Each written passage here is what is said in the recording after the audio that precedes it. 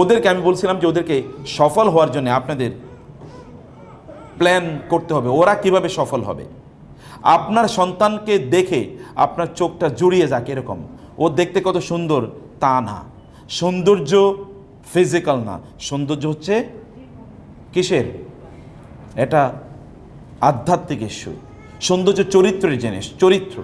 বহু মানুষের চেহারা খুবই সুন্দর, কিন্তু ওরে দেখলে ফেরাউনের চেয়েও ভয়াবহ মনে হয়। আছেন এরকম? চেহারা সুন্দর বটে, কিন্তু তার কথাবার্তা প্রত্যেকটা শব্দ পারবে এমনভাবে বলে মনের জন্য মারবে, এমনভাবে তাকায় মনের জন্য খেয়ে ফেলবে। আবার কিছু কিছু লোক আছে চেহারা হয়তো বা ধরেন ওই রকম কি বলে না, এরকম মানে চেহারা ফিজিক্যাল সৌন্দর্য হয়তো এরকম নাই, কিন্তু তার আচরণ দেখলে মুগ্ধ হয়ে যেতে হয়, আচরণ দেখে মুগ্ধ হয়ে যেতে হয়। একজন ইলাস্ট্রিয়াস ব্যক্তির একটা গল্প শুনছিলাম, এরকম ইলাস্ট্রিয়াস ব্যক্তি, তিনি হচ্ছেন নিগ্রো মানে ব্ল্যাক, তো তাকে তিনি কৃতদাস, তো তার মনিব তাকে আবার খুব চরিত্রের কারণে খুবই পছন্দ করতেন তাকে, চরিত্রের কারণে। যেমন আতা ইবনে আবি রবাহের নাম শুনেছেন, আপনারা যদি নাম না শুনে থাকেন তাহলে আপনারা বাজার থেকে একটা বই কিনে নিয়ে আসবেন। বইটার নাম হলো সাহাবীদের ঈমান দীপ্ত জীবনী।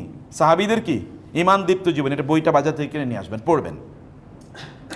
সেখানে আব্দুর রহমান রাফাত পাশা, তিনি একজন মিশরীয় তিনি লেখক, বাংলা বইটি অনুবাদ হচ্ছে, অসাধারণ বই। মানে এটা আপনি গিলতে থাকবেন এরকম, মানে মনের জন্য বইটা আমি খাই এইরকম টাইপের বই। তো তিনি সেখানে উল্লেখ করেছেন আতা ইবনে আবি রবাহ, এখানে তাবিঈদের ইমাম দীপ্ত জীবনী, তার একটা সিরিজ মহিলা সাহাবীদের ইমাম দীপ্ত জীবনী এ নামেও আছে, এই 3টা সিরিজ তার আছে। তো সেখানে তিনি আতা ইবনে আবি রবাহের কথা বলছেন। আতা ইবনে আবি রবাহ এমনি শর্ট, দেখতে নিগ্রো, এমনি তিনি ব্ল্যাক, প্রচণ্ড নিগ্রো কালো, কিন্তু তার জ্ঞানের অবস্থা এরকম ছিল, বলা হয়েছে মক্কায় যতক্ষণ আতা ইবনে আবি রবাহ থাকবে ততক্ষণ কারো ফতোয়া দেওয়া চলবে না, সবার ফতোয়া দেওয়া নিষিদ্ধ, ওনার উপস্থিতিতে কেবল কথা উনি বলবেন, আর কেউ কথা বলবেন না। কোন লেভেলের স্কলার হয়েছেন, অথচ দেখার চেহারা কিন্তু ততটা ইমপ্রেসিভ না। আমি বলছিলাম একজন ব্ল্যাকের কথা, তো তিনি তার মনিব তাকে খুবই পছন্দ করেন চরিত্রের কারণে, ব্যবহারের কারণে, সুন্দর করে কথা বলে এবং ভালো করে আচরণ করে। এবং উনি পছন্দ করতেন বাঙ্গি। কি পছন্দ করতেন? বাঙ্গি। তো মনিব বাজার থেকে, মানে মাস্টার তার মালিক বাজার থেকে বাঙ্গি কিনে নিয়ে এসে বললেন তুমি খাও। তো বাঙ্গি দিচ্ছিলেন কেটে, মালিক বাঙ্গি কেটে দিচ্ছে, উনি খাচ্ছেন, কৃতদাস খাচ্ছেন খুবই প্রশান্ত বদনে তিনি খাচ্ছেন, কিন্তু মনিবকে একটু অফার করছেন আপনি একটু খান। মনিব চিন্তা করলো ওরে কি ঘটনা, ও তো এরকম না, আমার একটু খাইতে বললো না।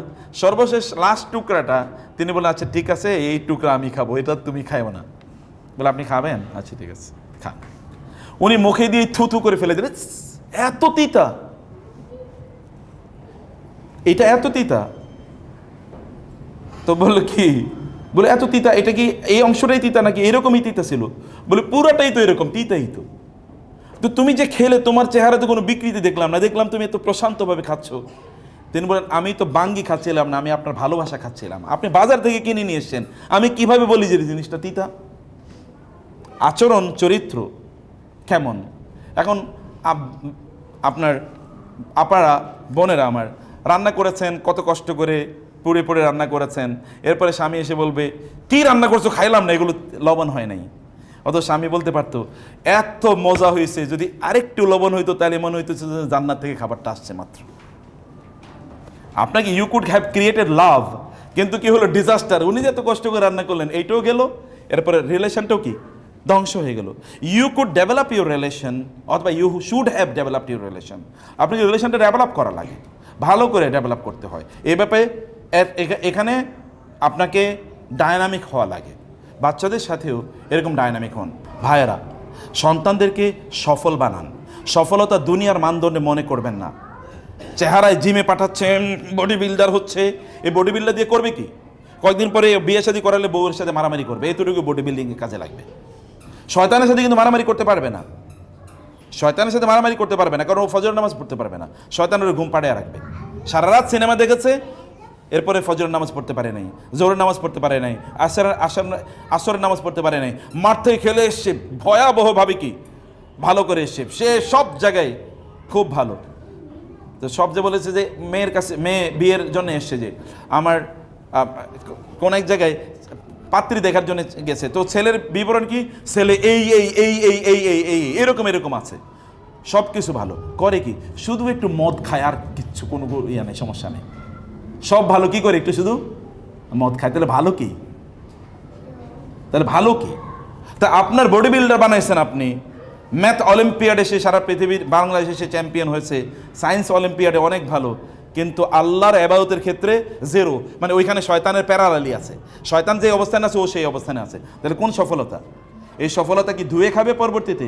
এটা কিয়ামতের দিনের পরে দেখবেন যে সত্যিকারের সফলতা কি। সেদিন যখন আল্লাহ জিজ্ঞেস করবে তুমি তোমার সন্তানকে কি করেছিলে বলো, তোমার সন্তানের প্রতি কি দায়িত্ব পালন করেছিলে, সেদিন বলবেন যে আমি রান্না করেছিলাম, ওকে সকালবেলা ভোরে স্কুলে নিয়ে যেতাম, আবার নিয়ে যেতাম, কোচিংয়ের টিচার আসতো, আবার প্রাইভেট টিচার আসতো, তার এই পরীক্ষা সেগুলো ওইখানে নিয়ে গেছে, ওইগুলো সব বলবেন। দেখেন তখন পার পাওয়া যায় কিনা।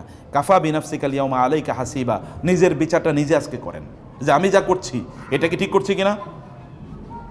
শুধু অর্থনৈতিক, বোনেরা কেবলমাত্র কান্নার চোখে আমি আমার মা বাবাকে কত কষ্ট দেখেছি, আমার সন্তানরা যেন এই কষ্ট না করে। ইমোশনাল কোন কষ্ট? খাবারের কষ্ট, খাবারের কষ্ট ওই কষ্ট বলে। এই যে আমার এখানে সোনালী মায়েদের গল্প, এটা আপনাদের জন্য বইটি নিয়ে এসে, বইটি আপনি নিয়ে যাবেন, 2টা বই আছে এখানে। সোনালী যুগের মায়েরা, ওই যে আমি যেই সকল নবী রাসূলদের অথবা যেই মায়েদের গল্প আপনাদেরকে বলেছি, এই গল্পগুলো এখানে আছে। গল্প এগুলো অথেন্টিক গল্প, বানোয়াট কোনো গল্প না। কিন্তু এখানে যে কথাটি আমি সেই জায়গায় যে বিষয়টা আমি বলছিলাম, যেমন আপনারা জানেন জুবাইর ইবনুল আওয়াম রাদিয়াল্লাহু তাআলা রাসূল সাল্লাল্লাহু আলাইহি ওয়াসাল্লামের আপন ফুফাতো ভাই। রাসূল সাল্লাল্লাহু ফুফুর নাম হলো সফিয়া বিনতে আব্দুল মুত্তালিব। সফিয়ার ছেলে ছিল জুবাইর রাদিয়াল্লাহু তাআলা আনহু। জুবাইর কিন্তু সাধারণ কোনো যোদ্ধা না, পৃথিবীর শ্রেষ্ঠতম যোদ্ধার মধ্যে একজন। এই জুবাইরকে তিনি কি করতেন, মরুভূমিতে নিয়ে ফেলে রেখে আসতেন। উত্তপ্ত মরুভূমি, এখন যে কি কয়েকদিন আগে রোদ গিয়েছিল, রোদটা কেমন গেছে একটু দেখেন। উত্তপ্ত মরুভূমিতে রেখে আসতো। লোকেরা বলতো তুমি এত পাষাণ কেন, মা হিসেবে তুমি কেমনে এটা করো? তিনি বলেন যেই ছেলে মরুভূমি এর রোদ তাপ সহ্য করে টিকে থাকতে পারবে না, ও আল্লাহর দ্বীনের জন্য জিহাদ করবে কিভাবে? তাহলে ওই ছেলে দিয়ে আমি করবো কি? আমি কি ওরে শুধু খাওয়াবো, ওকে শুধু লালন পালন করবো? এর নাদুস নুদুস একটা চেহারা হবে, শরীর হবে, ওইখানে আপনার কি বলে একটু জ্বর হইলে তারপরে আর ঘুম থেকে উঠতে পারে না, এর মধ্যে বডি বিল্ডার বানিয়েছি, কোনো কিছু নাই, শরীরে কোনো স্ট্রেংথ স্ট্যামিনা নাই, তো ও যুদ্ধ করবে কিভাবে? এবং সত্যিকার অর্থে তিনি কত বড় বীর যুদ্ধ হয়েছেন জানেন? কত বড় বীর যুদ্ধ! রাসূল সাল্লাল্লাহু আলাইহি ওয়াসাল্লাম বলেছেন প্রত্যেক নবীর জন্য হাওয়ারি থাকতো, আর আমার জন্য হাওয়ারি হলো কে? জুবাইর ইবনুল আওয়াম। মানে প্রত্যেকের পার্সোনাল সেক্রেটারি, যিনি তাকে রক্ষা করবেন, একেবারে তার সাথে বডির সাথে লেগে থাকতেন সিকিউরিটি গার্ড হিসেবে, আমার হাওয়ারি হলো এই যে জুবাইর।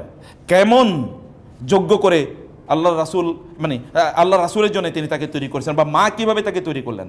আপনি কেবল খাওয়ানোকে সফলতা মনে করবেন না, আপনার বাপ দাদারা কষ্ট করেছে, আপনার নিজেরা কষ্ট করছেন, দেখছেন ছেলেরা যেন কষ্ট না করে। আমি ভালো স্কুলে পড়তে পারি নাই, ওরে ভালো স্কুলে পড়াবো, ভালো ইউনিভার্সিটিতে পড়াবো। তো ভালো ইউনিভার্সিটি যত ভালো জায়গায় পড়ালেন তত জাহান্নামের কাছাকাছি গেল। ভালো মানে কি?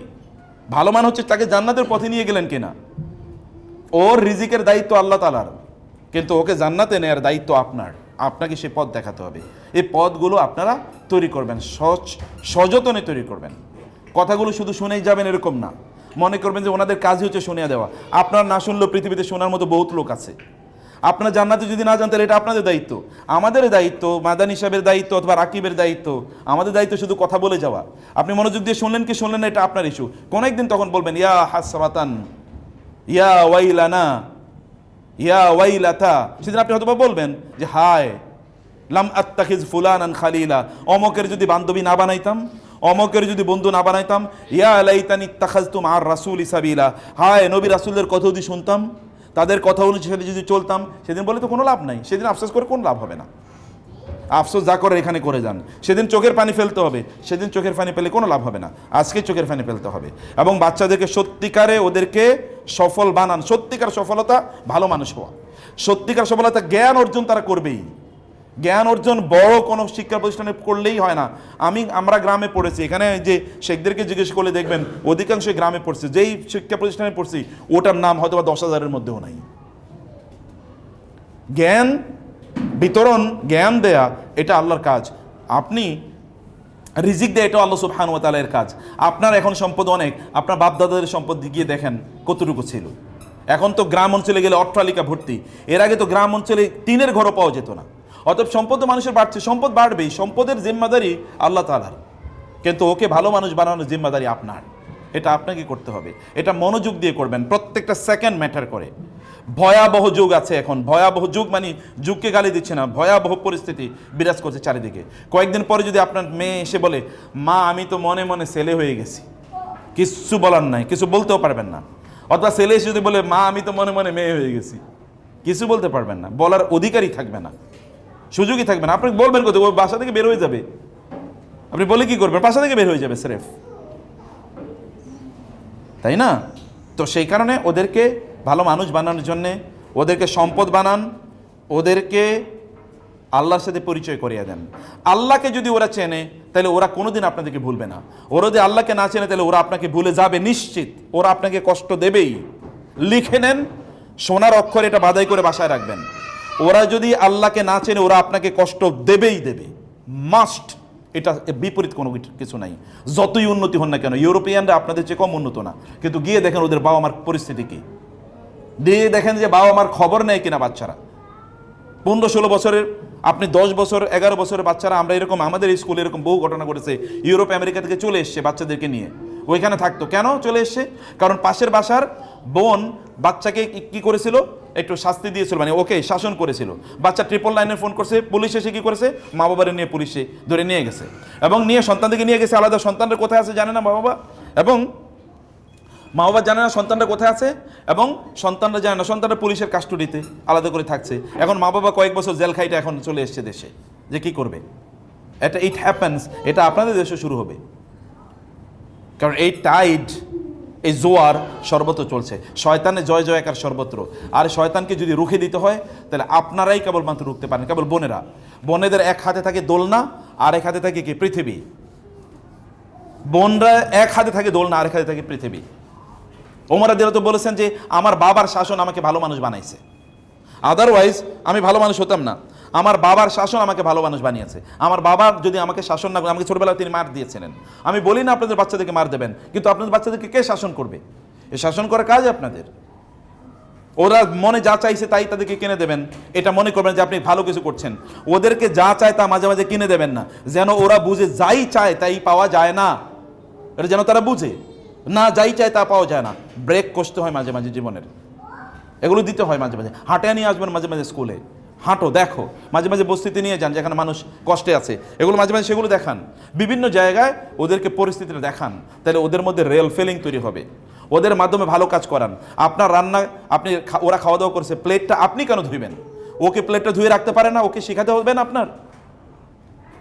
ওর জুতাগুলো সে ঠিক করে রাখুক তার বাসায়, এগুলো সে করুক, কিছু কাজ তাকে দিয়ে করান, যেন তার মধ্যে এই অবস্থা তৈরি হয়, যেন এই সকল জিনিসগুলো সে বোঝে, যেন মনে করতে না হয় আপনার সামনে আপনার বাসায় যে সকল কাজের মানুষ আছে তাদের সাথে খারাপ আচরণ করবেন না, ড্রাইভারদের সাথে খারাপ আচরণ করবেন না, নাইলে ওরা সন্ত্রাসী হিসেবে ডেভেলপ করবে। পরে কিছুদিন পরে ড্রাইভারদেরকে মারবে, অথবা বুয়াদেরকে তখন ইলেকট্রিক হিট ওই যে শেক দেবে। দেখেন না আপনারা, বড় বিশাল বড় অমকের মেয়ে, অমকের স্ত্রী, তারপরে কি কাজের বুয়ারে আপনার আয়রন দিয়ে তাকে শেক দিয়েছে, অথবা 6 তলা থেকে ফেলে দিয়েছে। এই মূল্যবোধ তৈরি হয় না। মূল্যবোধ তৈরি হোক ছোটবেলা, মানুষকে সম্মান করতে হবে, শেখাতে হবে। তো থ্যাংক ইউ ভেরি মাচ, জাযাকুমুল্লাহ খায়ের। আপনাদেরকে অনেক অনেক ধন্যবাদ, কৃতজ্ঞতা। আপনারা কষ্ট করে সময় দিয়েছেন। বইগুলো নিয়ে যাবেন আপনারা ইনশাআল্লাহ। দুটো বই এখানে, দুটোই খুবই গুরুত্বপূর্ণ বই। আপনারা নিয়ে যাবেন, এগুলো আপনাদের বাসায় থাকবে এবং আপনারা পড়বেন। এটাকে একাডেমিক বাচ্চাদেরকে নিয়েও পড়বেন, নিজেরা পড়বেন, এখান থেকে শিক্ষা নেবেন। যখন স্কুলে আসবেন হাতায় বই করে নিয়ে বই নিয়ে আসবেন। গাড়িতে যখন থাকবেন মোবাইলের টিপানো বন্ধ করে দিয়ে বইটা পড়েন। আপনার গাড়িতে ছোট্ট একটা লাইব্রেরি থাকবে, 10-15টা বই থাকুক, এগুলো আপনি পড়বেন ইনশাআল্লাহ।